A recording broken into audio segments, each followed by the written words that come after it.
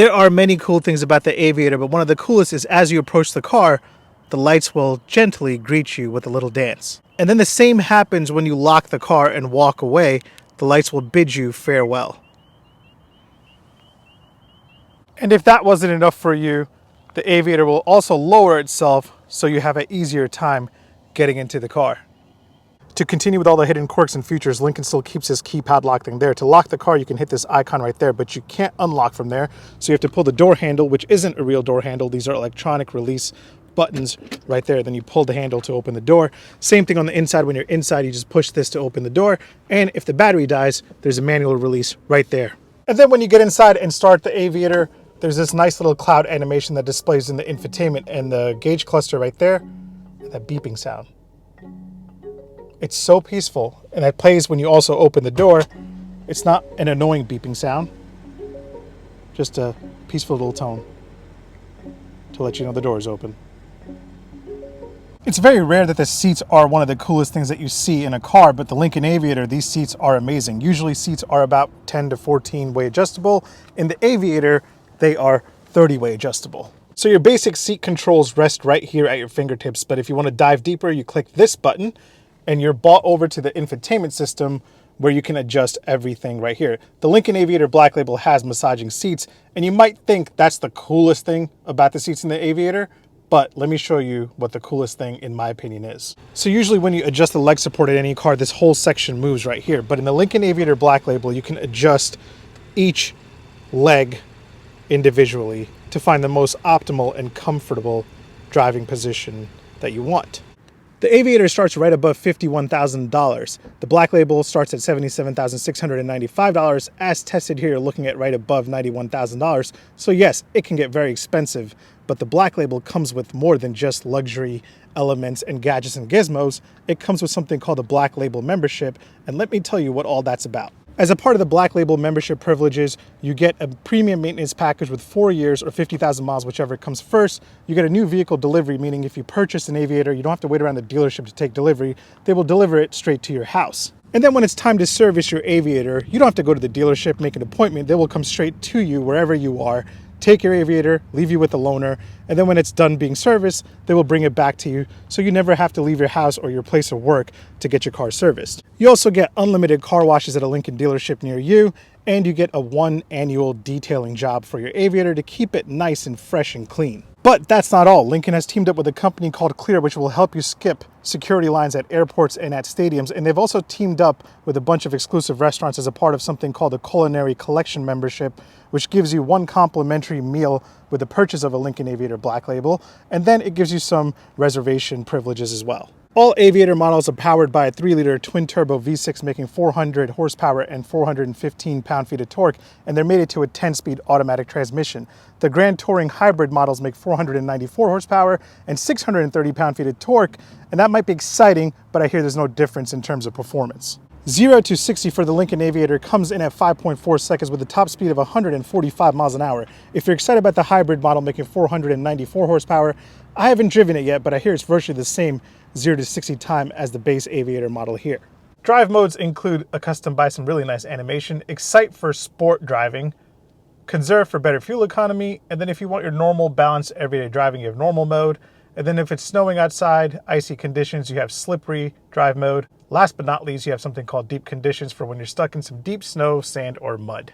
As you already know, this segment is loaded with options. You have the Acura MDX, Audi Q7, BMW X5, Cadillac XT6, Lexus RX, Mercedes-Benz GLE, Porsche Cayenne, Range Rover Sport, and the Volvo XC90, and the list goes on. And Lincoln is finally starting to take things seriously rather than just giving us a rebadged Ford Explorer.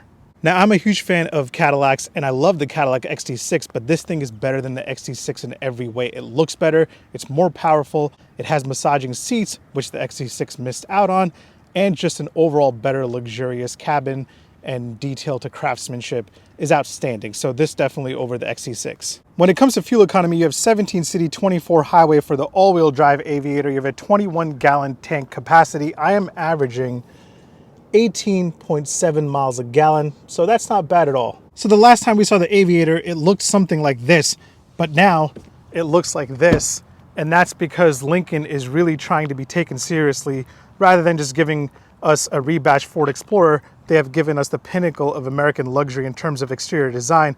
Not only does this look good for American luxury, it looks good enough to go head to head with the best of the best like the Audi Q7, Lexus RX, BMW X5, and the Mercedes-Benz GLE. Some exterior design elements that I really want to point out is this awesome giant grille. I really love the way it looks, gives the Lincoln Aviator a really bold stance.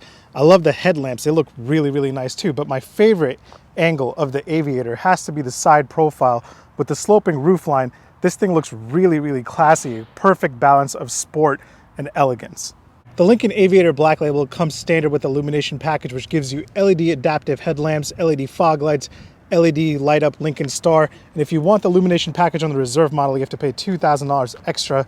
That's how they look with the indicators on. And let's go check out the taillights with the indicators on as well.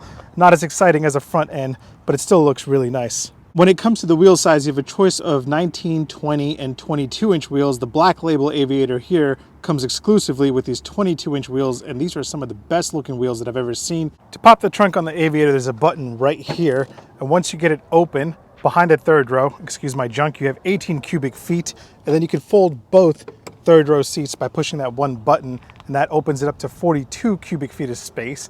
And then with the second rows folded, which you have to do manually, you get 77.7 cubic feet. And once you're done, you can just push this button and fold both of the third row seats back up. And if you want to do them individually, there's a button for each side of the third row.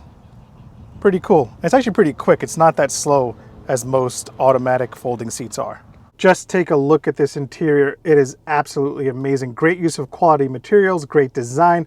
Lincoln has done a great job of setting itself apart from the Ford Explorer. There are some areas where you'll see some corners cut, but nothing that will take away from your overall experience in sitting in this car. The Black Label Aviator can be had in 3 themes, including Chalet. I had to Google how to say that, so that's how the front looks. That's how the seats look in that theme. And then there's Destination, which I'm not crazy about. That's how that looks. And then this here is the Flight Edition interior theme, and this is definitely my favorite. When it comes to the steering wheel, Lincoln took a page out of Range Rover's book. You see these buttons? They're illuminated and they only light up when you're using them. For example, if I hit the cruise control button, the cruise control buttons will all light up, and when I'm not using them, they'll just disappear.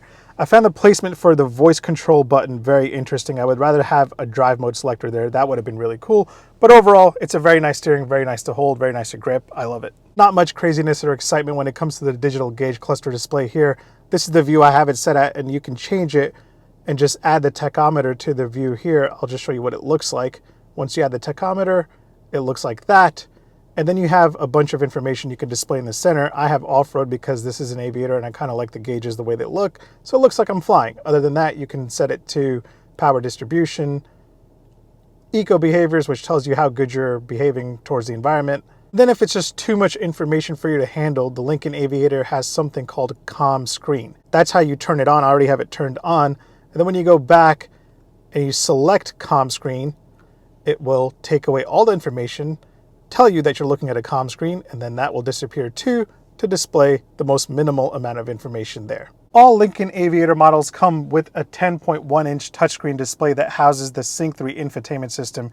You have Apple CarPlay, you have Android Auto, but there's no crazy bells and whistles to really blow you away. It's a very easy to use infotainment system. It's not slow, it's not glitchy, so I like that. At least in my experience, I like it a lot. Very simple. Let's dive into some menu settings to get a closer look. So it's very easy to get lost in the infotainment system if you don't know what you're doing or if you're using it for the first time.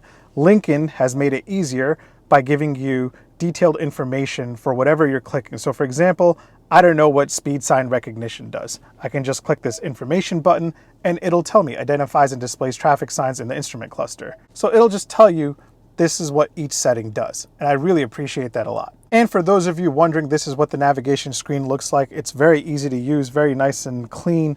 It's not super congested with a lot of information. Another thing that I want to point out is that you can customize the theme of the display. So I have it set to this theme right now. You hit background, and then you can just change it to whatever you like. And just like the information cluster display, you have something called Calm Screen that when you hit that, it'll just display the time and all the information will be taken away so you can concentrate on driving your Aviator. For those of you wondering, you do have ambient lighting here and you have these color choices. I always like blue in all these cars. That's my favorite color, but you have the choice of white, yellow, light blue, red, dark blue, teal, and purple. When it comes to the camera system, it's pretty simple. There's no 3D image mapping craziness going on here. That's the front view, then you have a 360 bird's eye view. When you pop it into reverse, that camera just switches back. And that's really it. There's no 3D image mapping stuff that you see in like the BMW X5 or the Mercedes-Benz GLE. Sound system duties are taken care of by a 3D Revel Ultima sound system with 28 speakers. That's insane, and it sounds really, really nice when you use it. I love the design. I love the covers for the speakers. They look really nice, taking a page out of other luxury models books, and I think they did a really good job with it. The design does remind me of Mercedes-Benz's Burmester sound system though. Now you do have a wireless charger, but it's not available anywhere within reach. You have to go into the center armrest, and it's right here hidden, so you can't access your phone ever if you're charging it wirelessly. The seats on the Lincoln Aviator are quite comfortable. They're not as soft as the older Lincolns that we're used to. They don't feel like couches. They're kind of hard, but they're still comfortable. And obviously, as I pointed out before, they're 30-way adjustable. I like the little Lincoln logo right there hidden in the seats. But overall, the seats are very nice, very customizable to whatever seat setting that you want them to be. Heated front seats are standard on all Lincoln Aviator models. If you want cooled front seats, heated and cooled second row seats, and a heated steering, you have to pay extra. But the Black Label model here comes standard with the heated steering, heated and cooled front seats, and heated and cooled second row seats. Second row passengers get 39 inches of legroom, and that means if your driver is tall and you're tall, you still have enough legroom back here. It is quite comfortable. You have second row captain chairs here in the Aviator Black Label with the center console for your cup holders and other stuff. And then you also have your own display back here which controls your heated seats and cooled seats, your climate settings, your audio settings, and then once you go into settings deeper, you also have a comm screen back here which displays a nice little cloud formation because you're in an Aviator after all. And to have the feeling of that you're being driven in an Aviator and not driving it, you have the ability to close the sunshade as such. I'm going to open it back up because I like the light coming into the cabin and accentuating this awesome color of this flight interior theme. Third row passengers get 29.2 inches of legroom. That's how you open up the seat to get back there. And then once you climb back here and pull this seat back, if you're tall, don't do it. But if you have kids, throw them back here and let them enjoy the third row. Door open and close sound from the outside and from the inside. Pretty solid. Here's how the horn sounds in a Lincoln Aviator. All right, so now that I've answered all of your questions about the 2020 Lincoln Aviator, let me give you my opinion on what I think about this new addition to the luxury SUV segment, because it is pretty nice. Lincoln is back with a vengeance to show us that it can give us more than just the Navigator. This segment is super popular with luxury car shoppers, and I think any brand trying to compete within this segment really has to bring their A game, and Lincoln definitely did. This thing competes with the best of the best out there. The thing that I absolutely love about the Aviator is that there's no entry-level 4-cylinder engine option. You get the twin-turbo V6 400 horsepower across the lineup, starting at $51,100, and that's something you don't see quite often. So if you're somebody that loves power, the Aviator will deliver that across all trims. Pop it into Excite mode, which is really sport mode, and 0 to 60 will come in 5.4 seconds, and that's on the quicker side of this segment. When it comes to being a comfortable daily driver, the Lincoln Aviator is butter smooth. It is so nice and so comfortable to drive on a daily basis, especially when you're in normal mode.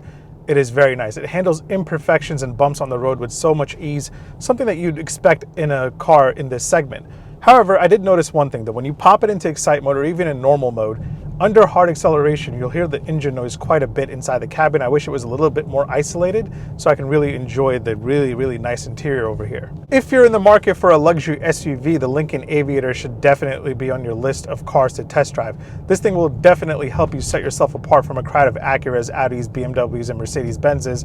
And there's a lot of quirks and tech in here that you can show off to the owners of those vehicles. This is Lincoln's first return to an otherwise very competitive segment, and they've done a great job. I'm really excited to see where the Aviator goes from here, because it will just get better and better with every generation that they come out with. Either way, thanks for watching. I'll see you next time. Make sure you hit subscribe. Make sure you follow me on Instagram, because that's where I get all the questions that I answer in these videos. And right now there'll be a bunch of videos popping up on the screen of my other content that you could watch. But make sure you hit subscribe. Make sure you share my channel with your friends that also enjoy cars, so I can do this more and more often. And I hope you're enjoying my content. If you are, like and leave a comment, because I do reply.